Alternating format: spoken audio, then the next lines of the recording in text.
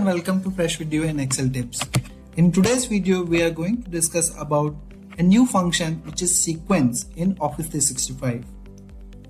How many times you are generating serial number in your data? For example, if you have a record from row number 1 to 100, then you will add a new column and you will write serial number and you are generating some numbers here.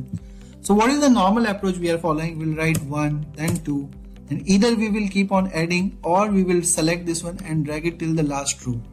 But in this case you have to perform this activity manually, and suppose if you have to decide this information like 1 should be in first column, 2 should be in second, then 3, 4, 5, 6, 7 like this, then it is very difficult to handle this one. Understanding your issues, Microsoft has introduced this sequence function. Let's see how it works. So we'll try it equals to sequence. And this is the formula. Then the first argument in this function is rows.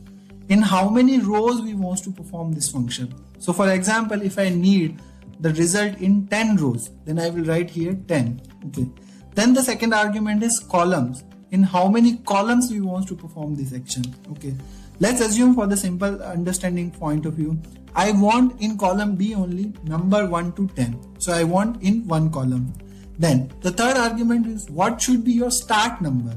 Okay, assume that I want number from 1 to 10, so my start number will become 1. Okay, you can define, for example, if you need from 101 to 110, you can define 100 as well. Okay, then what is the step? Step is basically the interval between two numbers. Okay, for example, if I am writing 1, 2, 3, 4, then step will be 1 because there is a gap of 1 between each number. If we are writing 10, 20, 30, 40, then interval will be 10. So this will become 10. So here in my case, it is 1. I am writing and closing the formula. And you can see it has returned the value from 1 to 10 immediately. Now suppose if you want 20, then just go to this 10, replace it to 20. And you can see this number is now up to 20. Okay. Let's take another example of sequence. I write sequence. Okay.